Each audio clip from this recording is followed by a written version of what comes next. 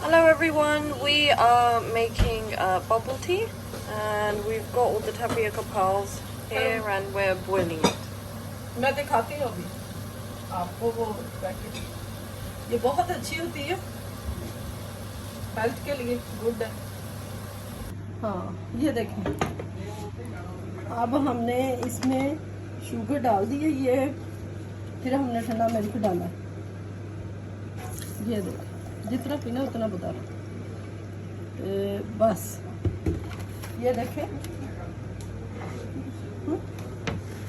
हाँ ये देखें, शुगर को मिक्स करके इसमें वो दिखाएं चाइनीज, ये है, ये देखें सही तरीके से, ये बहुत अच्छी होती है ये देखें। अब हम इसमें ये मिक्स कर देंगे, ये बहुत अच्छा फ्लेवर है, मेरी बेटी को अलीज़े को बहुत पसंद है।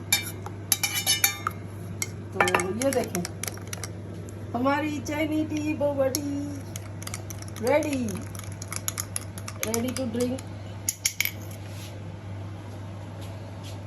अलीज़े अब आप रिव्यू दोगी कैसी बनी है। अब हम इसको थोड़ा सा पाकिस्तानी टच भी देंगे, क्योंकि चाइनी तो है ही लेकिन थोड़ा पाकिस्तानी भी हो जाए। रिजा में शीरी, देखना कैसा बनेगा, इसको फ्लेवर भी तो देना है हमने। ये देखें, जामे शीरी दिखाओ जी, लो जी।